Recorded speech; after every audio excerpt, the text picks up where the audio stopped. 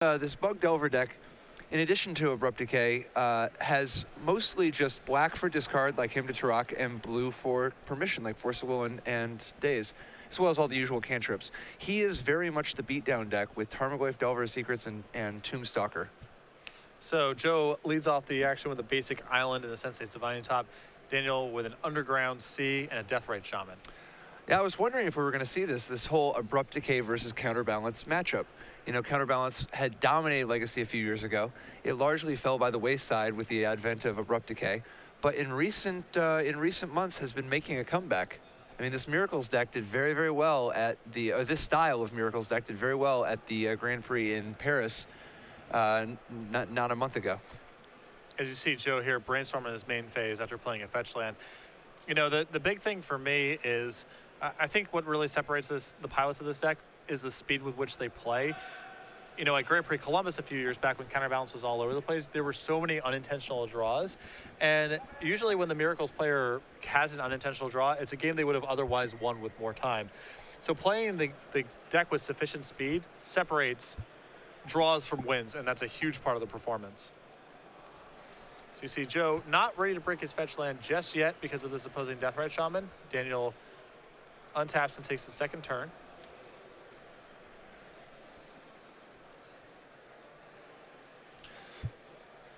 Deathrite Shaman, a very, very powerful tool in Legacy. Functioning as a, I mean, even though he has green mana, often it is being powered off of black mana, being a bird of paradise, but it also is a much faster clock than usual, and a form of disruption against Snapcaster Mage, and a backup way to gain some life, and an anti-combo card. Yeah, it's, you know, that is a lot for a 1-drop. It does quite a bit in this format, and, you know, it's a big part of the reason that, you know, decks like Reanimator and Dredge are not nearly as prevalent as they used to be. One of the best sideboard cards in the format against you is actually a card people have 4 copies of game 1. As you see, Daniel will attempt to resolve Hymn to Torak.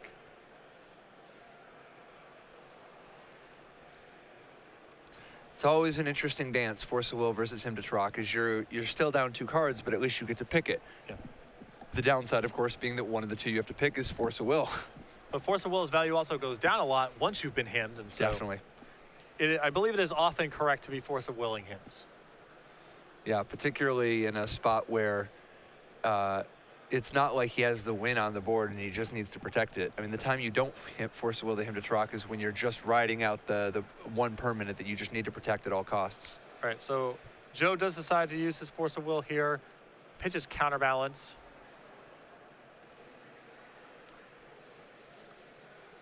And Daniel, I believe, passes the turn. Now, this is a primarily, you know, straightforward Miracles deck. Some of his twists, though, include he does have main deck Red Blast and Pyroblast. Yeah, Joe does a lot of brewing with this deck, and I've covered him for years now playing in Legacy. I've seen, you know, moats in the sideboard. I played against Joe in a Legacy Open in Los Angeles a few years ago. He killed me with Baneslayer Angel. I mean, this guy goes deep on this deck. Well, sure. Anybody with basic, you know, with revised islands, you know that's a statement of where they're at mentally. Right. And he even has 1 misdirection instead of the 4th Force of Will. What do you think about that? You know, you get to look at a lot of cards with Divining Top, and there's huge upside to having a misdirection. Sometimes misdirection is dramatically better than Force of Will. What's kind of wild is having a 2nd misdirection in the sideboard and no Force of Wills in the board. Yeah. See Daniel here attempt to resolve a Tarmogoyf after Joe simply played a land on his turn and passed.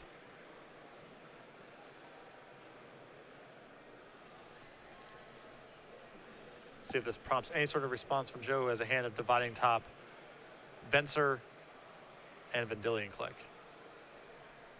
And he blows the top in order to get to a counterspell. And Daniel says that resolves.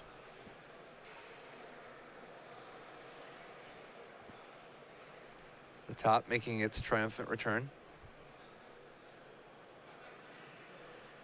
I don't think there's any card in Magic that more embodies the Eric Lauer experience than Sensei's Divining Top. For our audience who's not familiar, as you see Joe, again, use the Divining Top to draw, what would you say is the Eric Lauer experience? The Eric Lauer experience is spending a bunch of time and just manipulating resources in order to gain tiny edges, micro edges, where It's not. It's just a bunch of work you have to do because it's strictly better, but it's just you're not even really doing anything. You're just manipulating. You're just, like activating Sensei's Divining Top is you keep rearranging your deck, you keep looking at things, you keep putting the top on top of your deck, you keep recasting the top. You have to do so many operations in order to get these little edges. It's like thinning your deck. If you're thawing glaciering every turn, it takes a long time because you have to shuffle your deck every single turn. But you're getting tiny little edges because your increased probability of, like, even when you have more land than you could ever need, you still keep thawing because it increases the probability you'll draw spells by a couple %. Yeah. That is the Eric Lauer experience. Not that he's a fan of it, but because he invented the terminology to realize this happens and to design cards in the future that avoid this. Joe has added a mountain, so he's revealed his third color in his deck here. Daniel simply plays a land and passes. See, once a guy's got basic mountain, basic plains, and basic island, and they're all from Revised, this is the spot where I start expecting him to just drop a basic forest and just start domaining it up. See, Daniel activate Deathrite Shaman at the end of the turn, going after Joe's spells in graveyard. These bug decks are some of the highest quality cards. It's sort of like they're the Jund of Legacy, where it's just a bunch of really quality cards, Yeah. Not even like any inherent game plan, just sort of I'm going to play the best creatures there are, I'm going to play the best spells there are, and I'm just going to kind of, deal with whatever comes along. Yeah, the only card that sort of reveals anything is really going on specifically at all in Daniel's list is 2 copies of Tombstalker in the main deck, which is really easy for him to facilitate. Lots of spells, of course, fetch lands, turn this on, and a reasonable threat against Joe as well as, of course, well outside of counterbalance range.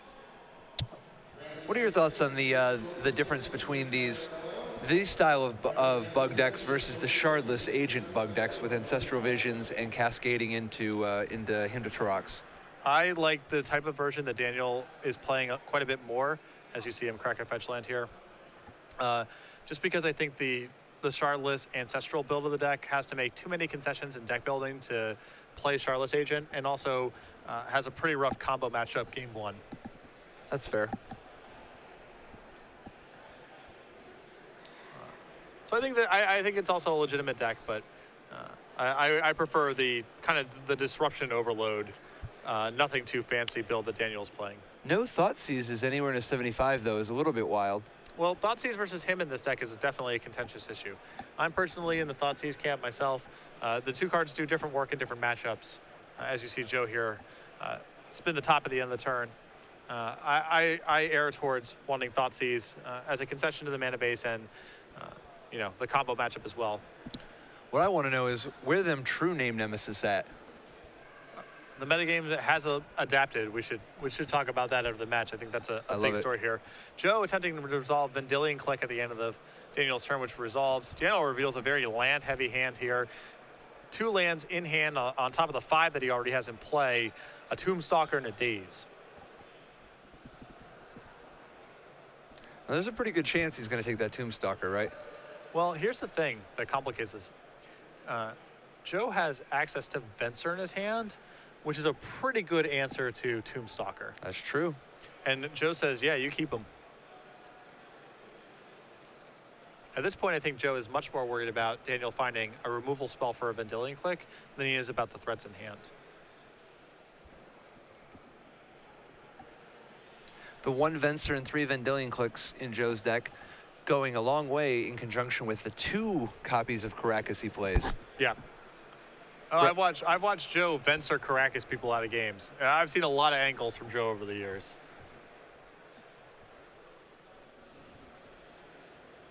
So, Joe stopping Daniel inside of upkeep. Tops, has Entreat the Angels on top of his deck, and he's going to be able to resolve a pretty big Entreat here. This does mean he's going to lose his top, though. Yeah, but I think that's, given the softness of Daniel's hand, I think he's willing to give it up. Small price to pay for 12 power worth of Angels. So you see. Oh, he only does it for 2, though, because of the days, of course. Yes. But 2/4/4 still mighty good here. It resolves, and Joe Always the faithful servant of miracles actually has the angel tokens at the ready. Indubitably. And Now, then what's Daniel have to get out of this? How does he beat 2 more angels? Given how badly he's flooding out, it's unlikely he can. He would have to brainstorm into multiple pieces of action. It's possible, on the surface, the Tombstalker answers this, but we know that this is a challenging path because of the Venser that Joe has access to. Yeah, I mean, this looks like a good answer, but it just plays right into Joe's plan. Yeah, which is actually often the Joe Lossett experience. It looks good, but you are simply playing into the other out he's already sculpted. And here you see Venser show up. And 11 points in the air.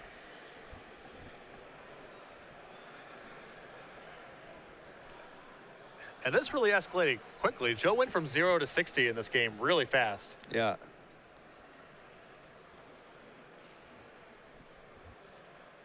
And there's a concession, a very flooded out Daniel Baker, unable to overcome Joe Lossett's Angels and Vendilion Click for a fast game 1. Now, what does he have in the board? Well, Daniel has a Grafdigger's Cage, a Sylvan Library, a Maelstrom Pulse, a Submerge, a Vendilion Click, a Crozan Grip, a Liliana the Veil, 2 Golgari Charms, 3 Spell Pierces, and 3 Disfigures. I think that he just sort of wants the types, just high impact cards that are good in slow attrition-oriented games. So the Sylvan Library I like a ton. I really like the Liliana the Veil. I think the Vendilion Click is going to come in. I think it's reasonable actually for the Maelstrom Pulse to come in as well, because I think these tempo cards are not necessarily at their best. I think, in the control matchups, I think the tempo cards are still good post-board, assuming that your opponent is susceptible to Wasteland. That's a real plan that you can sculpt. When your opponent is largely immune, like Joe is, then I think it's really hard to play, the Daze Spell Pierce, get a guy into play sort of game plan that Delver decks traditionally like to play. Yeah, for sure. I mean, I got to imagine the Dazes are going out. It'll be interesting to see how he feels about Spell Pierce, because there's a lot of great targets, a lot of good early battles. It could be really, really good, but it might just be that he wants to slow it down and not worry about any of the tempo plays at all. What's Joe got access to? Some awesome stuff, I'm sure. Yeah, definitely. The first of all, Red Elemental Blasts and Pyroblast, that kind of stuff, he'll want more of it. I mean, it's not at its best here, but it's not just that it counters Brainstorm and Force of Will. It kills a Delver, which is often an important play. Beyond that, Rest in Peace is an interesting one. Rest in Peace, first of all, obviously shutting off Tarmogoyf and Deathrite Shaman, which is pretty huge, but also completely taking the legs out from under a Tombstalker. Yeah, I really like it a lot in this matchup. Yeah, I think it's going to be real good for him. Plus, you never know. Some of these bug players will occasionally have something like a Life from the Loam or something. And then finally, he's got a variety of just miscellaneous options depending on how he wants to play it. Things like, I mean, I don't personally like Celestial Purge, but it is an option to consider because it hits Deathrite Shaman and Tombstalker, as well as the Lilianas that he doesn't know about, but he is aware are a possibility. Yeah, a lot of this is sculpting, right? Like, you're looking at your list, you're seeing what's inefficient. A lot of these cards, like the Celestial Purge you just mentioned, is okay. It could come in or could not, depending on if you have cards that are just better or worse. It sounds simple to put it that way, but a lot of it just depends on what does my 60 cards look like? What are the cards I'm cutting and what am I leaving in? Do I like, the Red Elemental Blast and the Pyroblast and the Spell Pierce in my deck better than the Celestial Purge, or do I think I get more value out of that? Now, I don't like Force of Will generally against these Hymn to Turok decks. I could actually even see cutting all the Force of Wills, maybe keep one, but probably cut all the Force of Wills. And what I would like to see is a second Misdirection in the deck, because he doesn't know that you have him. He doesn't know that that's what you're capable of. Then you could just Force a Will, you could Misdirection his Hymn to Turok and devastate him. Plus, you're occasionally going to do things like Misdirect and Abrupt Decay to kill a Tarmogoyf. So I think Misdirection could be a real hot transition here that Daniel would not expect. And certainly, nobody expects the second Misdirection. Yeah, the big question mark that I have here, from Joe's side of the matchup is, are you still trying to establish counterbalance lock? Or in the face of Abrupt Decay, you say, forget that, I'm going to remove the counterbalances, some of the permission like Force of Wills, and become, a more proactive removal style deck? Or is counterbalance still valid, in spite of Abrupt Decay, and do I try to sculpt my game plan around that? I think that's the big question mark. Yeah, I mean, it's tough because you can't count on the counterbalance in this matchup, but my goodness, is it the best thing he's got going on beyond, you know, beyond setting up Miracle, the Entreats, and Terminus. But I think that game plan, that second game plan you just described, actually is very good for Joe. Oh, yeah. It's you know, Daniel doesn't have Pernicious Deed or any sort of sweeper, so Entreat is enormous, and, you know, he has to get multiple creatures in play, most likely to apply sufficient pressure to overwhelm plows and just to give Joe not enough time, so the Terminus plan is really good too. I think my instinct if I was Joe would be, I'm not playing Counterbalance, and I'm just playing good one-for-ones and trying to win the game with Terminus and Entreat. That would be my way of approaching the matchup. But we shall see. Joe is the expert here by a country mile. Yeah, I mean, I don't know about you, but I reckon the last time I played Legacy at the Pro Tour, it was with Counterbalance top, and it was good. Turn 1 Tropical from Daniel, Scalding Tarn from Joe for a Catacomb. And Joe's got to be really thrilled with this opening. No pressure. Yeah, just... I mean, the game going longer favors him by a lot. Yeah. It's not even just the miracles. I mean, Jace the Mind Sculptor and Sensei's Divining Top are very powerful for prolonged games. Even, you know, even the random Vensers and stuff like that. I mean, it's...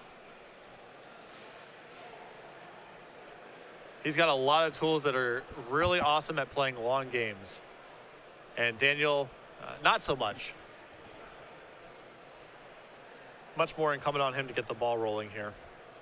And you did see a Spell Pierce in his hand, so he did go to that well.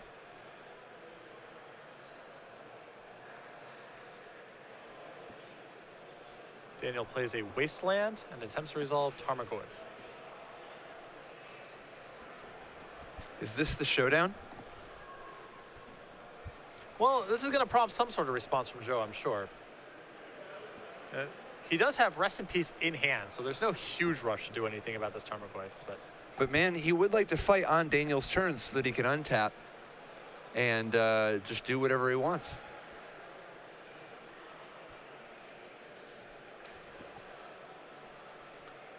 Joe contemplating whether or not he wants to brainstorm here. Asks for cards in hand. And Joe's going to try to resolve a brainstorm. Any chance we see a Spell Pierce? We do not. In general, I'm a fan of just spell-piercing brainstorms unless there's really strong evidence not to do so. But I can also appreciate trying to save it for something high impact when you have no information about what Joe's hand is like.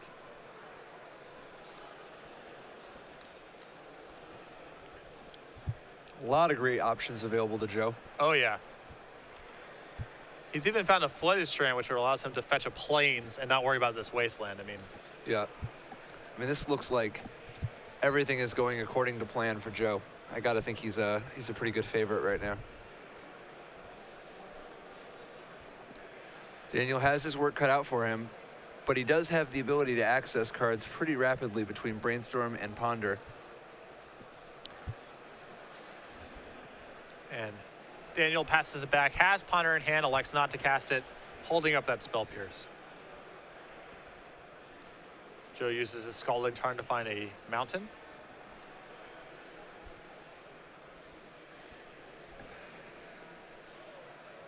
Which is critical for the red Elemental Blast he has access to in his hand.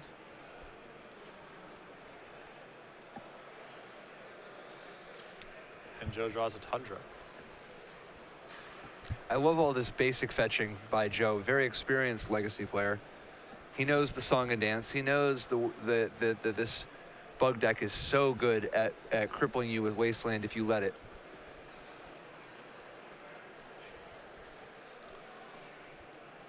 And you very rarely see 3 different basic lands on one side of the table in Legacy. 2 here and there, 3 very uncommon. Joe tries to land Rest in Peace. Daniel fights over this with Spell Pierce. Joe uses a red Elemental Blast. Rest in Peace in play, and This is, you know, one part of the sleeper hold starting to get applied. Joe is just trying to slowly cut off the angles of attack that Daniel has access to.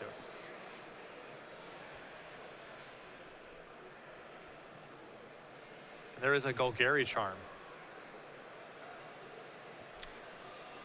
So is that Rest in Peace in the graveyard or not? And is the Golgari charm in the graveyard or not? I believe one of them is exiled and one of them is not. Yeah, but is that actually the correct ones? Because it seems like the Golgari charm, my guess is actually that they're both supposed to be in the graveyard. We should probably make sure that the people on the floor have things lined up correctly. No, I think Rest in Peace is exiled and the Golgari charm goes to the graveyard. It's one of those Lightning Bolt Doomblade situations, right? Yeah, I think so. So you're seeing a Terminus from Joe here inside of this. Yeah, for those not familiar, the Lightning Bolt Doomblade situation is that when you Lightning Bolt a Dryad Militant, the Lightning Bolt is exiled, but if you Doomblade a Dryad Militant, the Doomblade is not exiled. Right, because the damage is part of a state-based trigger thing versus the text on the card saying simply destroy it. Right. So Daniel has successfully fought off of this Terminus for the time being. But Joe doing a really good job of just exhausting resources. Still needs to find an answer to this Tarmogoyf, but a lot of time, and Daniel just pretty low on raw cards at this point.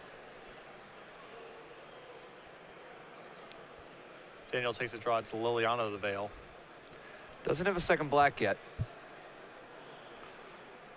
but he does still have a lot of options.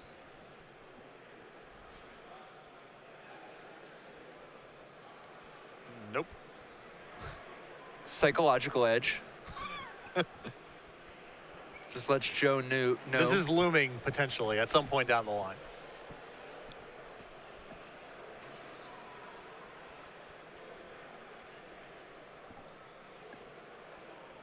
See if, I assume Daniel here is going to go for Vendilion Click. Another Terminus from Joe. How did he know? So in response to the Miracle Trigger, he is attempting to Vendilion Click Joe. Joe is going to Red Elemental Blast the Vendilion Click. Now Terminus is miracled. Tarmogoyf to the bottom. Vendilion Click in response to the Miracle Trigger is pretty intense. Yes. Being able to make it so that Terminus is not the first, is that right? No, it's still the first. Right, because it still goes to your hand. Yeah, so is that just to force it through?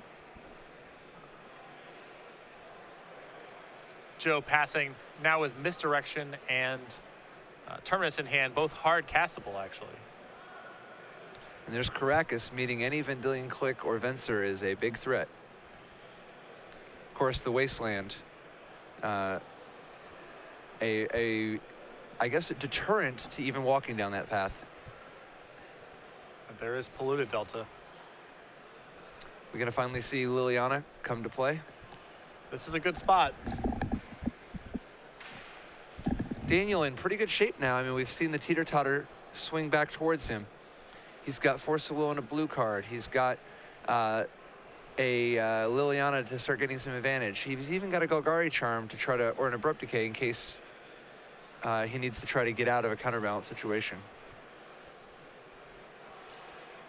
Joe with still a lot of high impact draws, particularly in Shriek the Angels.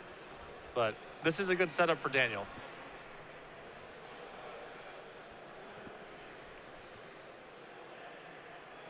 And there's Liliana.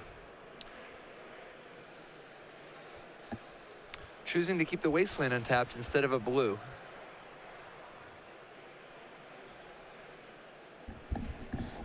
Well, it wouldn't surprise me to see Daniel use the Wasteland here on something after all this resolves. Oh, yeah. Most likely the Caracas. It is the most threatening land in play. You can't cut Joe off of any color, so. He says go. There's another Terminus.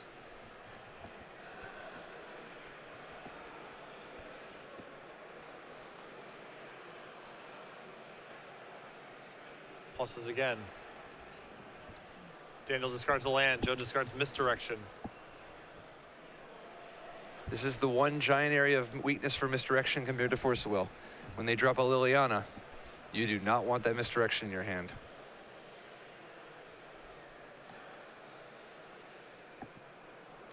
Joe discards Terminus. Daniel discards a land.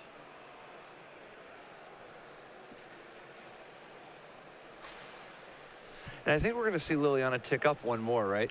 I mean, Daniel could just destroy a lot of Joe's land, and maybe that's good enough. But if he waits just one more turn, gets just one more, you know, a little bit greedier, he can actually keep Liliana. He's doing a quick count here.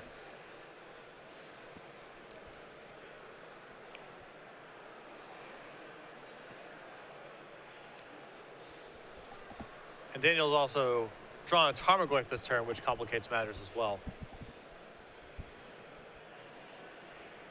He does ultimate Liliana. And I think the large reason that he wants ultimate Liliana is his hand is Force, Blue Card, and Tarmogoyf. If he had one soft piece of the puzzle in his hand, something he could throw away, a land or, you know, a Hindatorak potentially, I think you would see him plus Liliana one more time. But because his hand's so high quality, I think he just wants to do this now. Seems reasonable.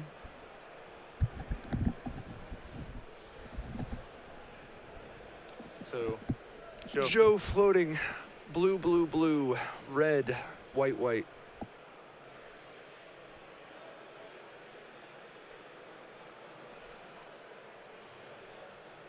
Trying to figure out the division here real quick.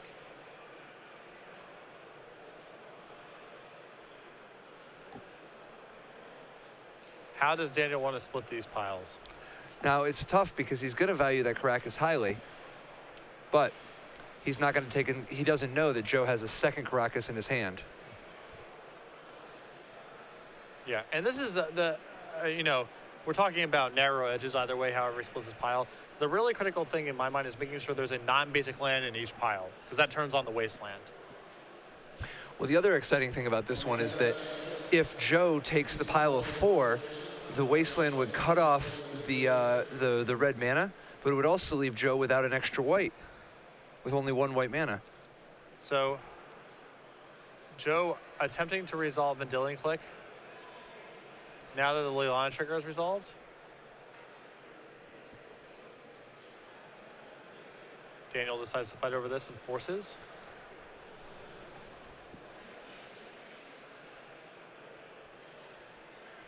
Vendilion Click down. And we're going to see Tarmogoyf close out the show. Yep, you see a wasteland on Caracas, and here's Tarmogoyf. So both players had a lot of stuff, and now no one has anything. Except Daniel's got a Goyf. And it's funny, with as much as just happened, things aren't really that imbalanced. Both players have 3 land. Daniel has a Tarmogoyf. Joe has 1 card in hand. That 1 card is a Caracas.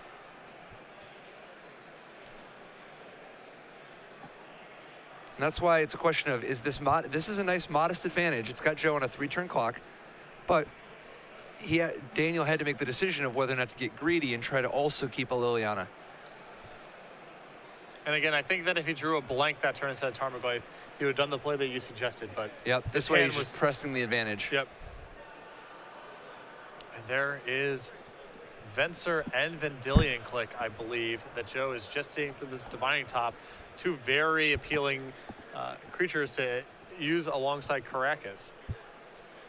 And this is where another subtlety of Joe's list, you don't see this very commonly, but the second Caracas, very likely to come up this game. Yeah, it's huge. I mean, absolutely huge. Brainstorm here from Daniel. Daniel experiencing a rush of power as we speak. So many options in his fingers. Now he's just looking for meaningful interaction, right? Like, I mean, obviously, ideally he'd like counterspell type cards, but it's possible this Liliana is a big enough impact, right? Yeah. Oh, Liliana's great here. It's also a card that doesn't care about Terminus off the top. You know, an additional creature would be fine as well, but you'd ideally like to sort of hedge your bets a little bit here.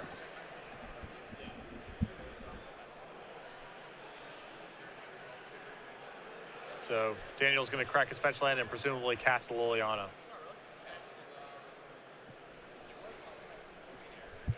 Important to note, Joe at 4 life means that this Tarmogoyf is lethal.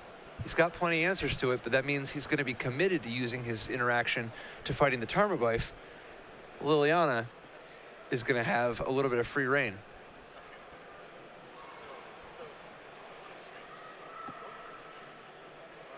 There's Liliana. Takes it up, both players empty-handed. Passes the turn. Joe spins top. And that Liliana is quite aggravating for Joe, as he was pretty close to being able to set up Venser Caracas with just a little bit more time.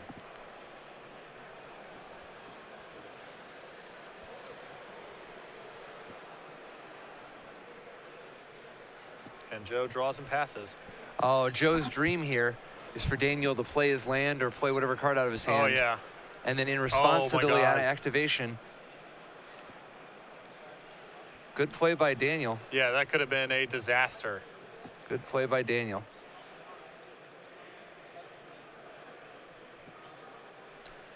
I think you got to bounce the Tarmogoyf. It'd be nice to be able to bounce the Liliana, block, and then bounce Venser, but then you'll lose your Venser to the Liliana being replayed.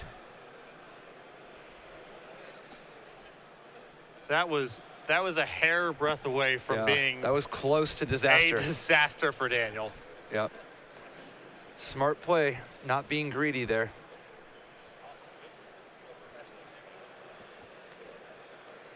All right, Tarmogoyf back.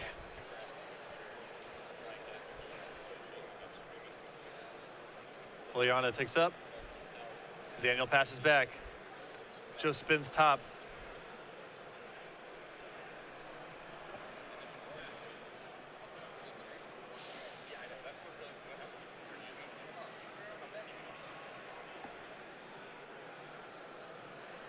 Joe trying to figure out a way to stay alive and a way to beat the board.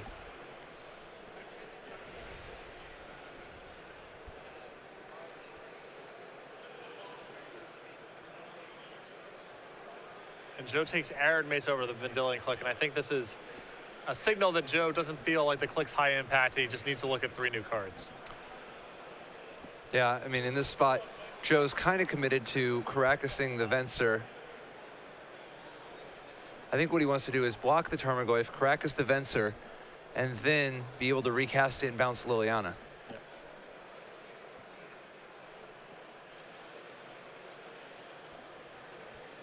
Yeah, and Joe's very quickly to say, all right, I will block. So this is, and I'll return Venser to my hand. Now, Daniel, using Liliana the Veil to plus. In response to this, Joe is going to go ahead and try to resolve Venser again. Wow, if this is Force of Will, that is devastating for Joe.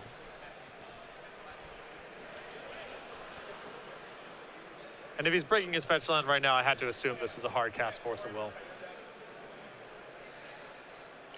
I mean, this would take away most of what Joe has going. And there it is. Yep. Very well played. This is a tough spot for Joe now. Now, do you think he's gonna, like, is trying to ride Vendilion Click get him anywhere, or is he under too much pressure because of this Liliana? I mean, I think he's gonna take a look with top because it's somewhat informative now, but I don't think there's anything he can top off the top to actually do anything about this Force of Will. Yeah, at this spot, he wants to reset. He wants to shuffle his deck, top, see if he can find an Entreat the Angels, and at the very least, just go ahead and make 4 Angels next turn. That would just be, at least that's a plan. Yes.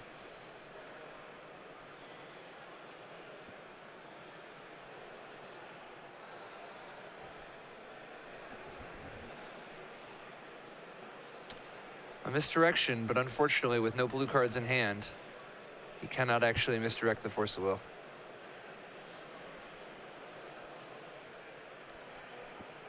And now we go to Joe's turn. He draws, spins top again.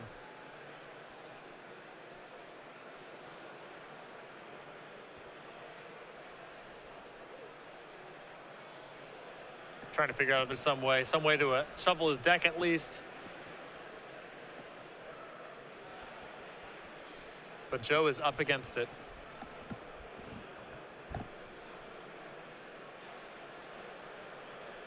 And he has really battled this game too. Absolutely. Decides to take another look.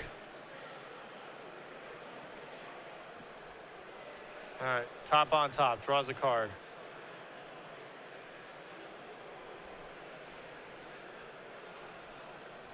Has another top. He's a scalding tarn. Fresh look at it.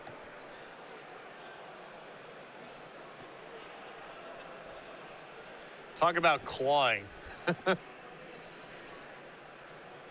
What's tough is that by activating top twice there, he's a mana short of being able to top and find his one supreme verdict.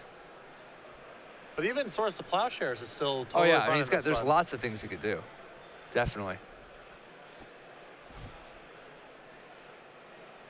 I mean, he can always blind top here.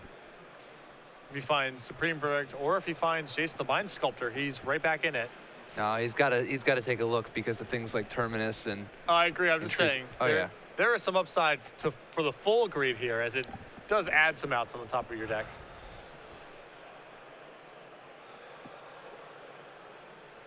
And Joe's not going to look right now. I don't want to know.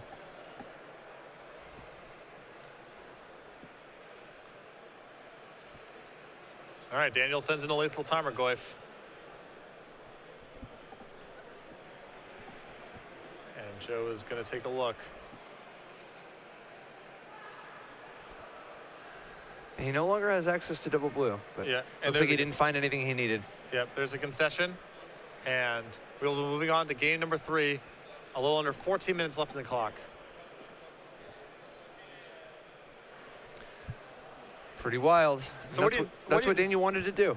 So what do you think went differently for Daniel in that game? Just the lack of Entreat the Angels? A little bit more action overall? Well, I mean, the previous game, he actually miracled Terminus several times. Now, he did set it up, but finding Terminus is important to actually, have a little bit of time to set up his game plan. In that spot, we see once Daniel starts hitting you, you're dead in 3 or 4 turns. Yeah. If Joe would have had a Terminus, he would have had a lot more breathing room. The second thing that happened was Liliana. Liliana is very effective against this deck and actually surprisingly difficult to remove. So, yeah, I think that's basically the long and the short of it. Yeah, not a lot of room for this deck to play hard answers to Planeswalkers. He's got to counter it. When decks that play Liliana the Veil also commonly play Abrupt Decay, it's really hard to go to a card like Oblivion Ring or Detention Sphere as an answer. Yep. And so you're sort of just priced into either countering it or working around it with things like Vendilion Click and Venser. Not the easiest thing to do, although Joe was only a couple critical draws away from being able to work around not only one, but a second Liliana. I don't know. I think that these Miracle decks should really consider adopting that new commander card. The X white instant. Oh, sure. X white instant, if we could possibly pull it up, I'm not sure. Put a permanent X from the top. Exactly. Put a non-land permanent X cards from the top of its owner's deck, which in practice is sort of a 3-mana bounce spell that puts the card on top of their deck instead of in their hand, but it has this kicker. Actually, it doesn't even have to cost 3. I mean, it costs 2 mana. It very much is like Boomerang, because you can just pay it for 0 and put the card on top. So for 2 mana, you can bounce any permanent, but to the top of the deck instead of to their hand, other than land, of course, but you can bounce to the top of their deck, and if you have extra mana, you can hide it from them for a while. That's pretty incredible, particularly out of a white card. So. And if they ever get sloppy with a fetch land, then you just permanently remove it as well. Yeah. So. Oh, yeah. I think that card's just absolutely... It's really bizarre, the power level that they printed it at, but I think that it's one of those, it's for Commander, it's not going to be in Standard, so we can make the cards, just nutty. There are no rules. Certainly power level and the color pie are a little bit less respected in the Commander products. Yeah. No, it's great. There's so much focus on True Name Nemesis, but that card and Toxic Deluge, both very high in power level. Toxic Deluge is kind of fringe legacy play, I would say, but I could see an uptick in that card for sure. Oh, yeah. I mean, Toxic Deluge is a much better sweeper than black usually gets for 3 mana, outside of Parish style. All right, both players keep. Joe starts with a Tundra. And a Ponder from Daniel. Looks at Brainstorm, Deathrite Shaman, Tropical Island. He's going to give that one a shuffle.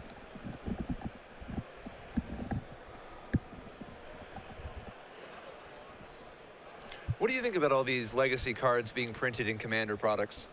I'm a fan. I mean, I understand there's something, you know, annoying slash. I understand the negative feelings about it, but I think that, you know, the biggest threat to Legacy as a format is the format just stagnating, you know, the same decks and the same cards always being good. That's already kind of an issue with Legacy just because, you know, you're not printing better Brainstorms and Hymn to Torak, so as you see Hymn to Torak try to resolve here against Joe. Where there's a Brainstormer response. The thing is, you know, it's a way to inject new content to the format without troubling Standard. And it's really hard to do that sort of thing without something like putting them in a Commander product. What do you think about True Name Nemesis? Was that the right way to push? Not necessarily, but you know, again, this is a longer conversation. We can have at another point in the broadcast. I suppose, you know, True Name Nemesis is of course a subject of a lot of controversy, and I understand the frustration. But you know, is it the right card to push? No, not necessarily. But I'd rather them push anything at all rather than nothing when it comes to Legacy play. Because I think format stagnation is a bigger systemic risk than how unpalatable any one given card is. So here, Joe fires back with a Misdirection on the Hymn, and that is going to resolve. And we talked about how much better Misdirection is than Force of Will against these Hymn to Torak decks. Joe got punished for it one game when he had Misdirection against Liliana instead of Force, but right here is a pretty big upgrade. That Hymn knocks out a Verdant Catacombs and a Brainstorm. Boom.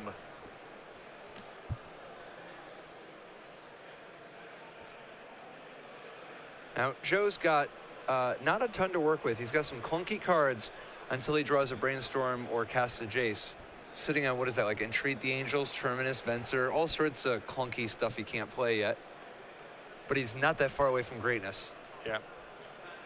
Ponder the play from Daniel. And really critical, again, not under any pressure. He has time to set up, uses cantrips, set up his miracles, all of that. Daniel decides that he wants the Delver off the Ponder. Keeps it, now is cracking a fetch land.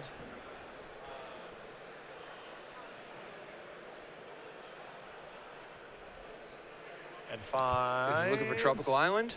No, Nope. Another Underground Sea. Yep. He is not concerned about Wasteland at all, and rightfully so.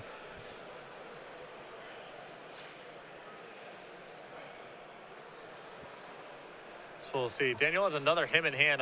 I'm curious to see if he's willing to go back to the well.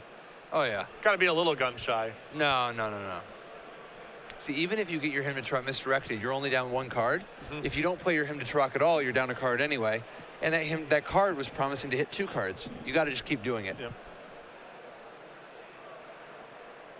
I think that play is definitely correct from Daniel, but again, got to have at least a little bit of pause after getting your hand bit last time. See Joe fetching in response here. Besides, who has 2 misdirections? Right. What kind of lunatic would have 2 misdirections? What kind of lunatic would have 2 Caracases? What kind of lunatic would have 2 Vensers? Although I don't know. I've been seeing more and more, like, there was a period of time, what was it, like when Grizzlebrand first came out, where people were just playing 2 Caracases in their blue-black Reanimator decks. Oh, that was very popular in the sideboard at least. Oh, yeah. Just did a and it's like, wait, you have 2 Caracases? You're not even going to bounce your own cards. Yeah, it's just to strip mine their Caracas under the old Legend rule, which is, of course, no longer an issue. Or just get a huge edge of the Reanimator mirror. Oh, yeah. So in response to this Hymn, Joe is going to go ahead and play Vendilion Click.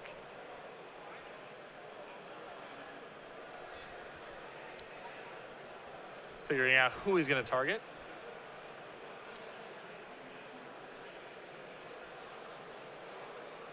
I mean, his hand is pretty bad. Yeah. All right, but he is going to target Daniel. If for no other reason than to get the information. Yeah. Looking at Abrupt Decay, Liliana the Veil, and Delver of Secrets. And I think we're going to see Joe choose to take the Liliana, possibly even the Abrupt Decay, but most likely the Liliana, just because it could actually cause some problems. Kill the Vendilion Click and leave a problem behind. Yeah, I don't think that Joe is particularly worried about his Vendilion Click getting Abrupt Decayed, let's say. Right. If that click stays in play and attacks, that's great. If not, you know, Joe can set up other game plans. Liliana is a very powerful, proactive game plan for Daniel, and I think it's the most dangerous of the cards. Yeah, and I mean, we saw what it did last game. Just constricting Joe's options and eventually decimating his mana base. So we're seeing a pause here, and I believe that I saw our table spotter take a look at the Delver of Secrets in Daniel's hand. Yeah, there might be a problem with Daniel's sleeves. Because he flipped it around when he drew it in a previous game, but he never flipped it back. Yeah. And I suspect, because he was playing with checklist cards the earlier game. Yes. This might be a serious issue. Which obviously, an accidental oversight. I mean, he's playing with the checklist cards, just forgot to switch it back, but it's still a very, very serious problem. Yeah. So we're getting resolution on this momentarily. For those not familiar, the double face cards, the default way to play with them is with a checklist card, because if you're using sleeves, if you're using no sleeves or sleeves that are not completely opaque, you can tell when you have a double face card being drawn. So use the checklist card instead. If you have completely opaque sleeves, you can just use the card itself. Daniel, not using opaque sleeves, using a checklist, made the replacement in a previous game. However, he never switched his deck back, and as a result, has a marked card. Potentially, yes. Potentially, assuming that his sleeves are in fact ruled illegal to be used with a double face card. Yep. Oddly enough, at an invitational little while back, a couple of years ago in Atlanta, I was playing with some double face cards or two-sided cards rather, in my sideboard of my standard deck. It was Bloodline Keeper. And I went to sideboard, realized that I could tell from the back I didn't have checklists, nor did I have the sleeves, so I basically played with 11 card sideboard for that tournament because I could never bring in my Bloodline Keepers. Well, after you noticed, why didn't you just go up and buy checklists for 25 cents? Wasn't feeling it. Refused. Line in the sand. All right. Didn't buy new sleeves. Just didn't play with the Bloodline Keepers until a buddy of mine gave me checklist cards to play with sometime during day 2. All right. I take it you didn't win that one. I lost playing for top 8. Once you had the checklist cards in your deck. Well, actually, I got the checklist cards. I can assume you went undefeated on day 1, or else you would have changed your strategy in some way. No, actually, interestingly enough, I got checklist cards and then incorrectly brought in Bloodline Keeper in my winning in and lost with it in my hand that I couldn't cast. So, just the perfect tournament. Justice. You know, like, sometimes it's hot outside. Yeah. Other times, there's just ice everywhere. Welcome back to the booth, Patrick Sullivan, Patrick Chapin. We're having the judge resolve this situation. Looks to be unfortunate, but we're gonna, keep our fingers crossed that the match can proceed. If not, Joe is gonna pick up the 3rd game on that unfortunate game loss. And we just got confirmed it's being upgraded to a game loss. Joe Lossett wins 2-1 for Mark Sleeve out of Daniel. Very unfortunate situation, but again, rules are very clear here, and this is a place where I think it's correct to err on the side of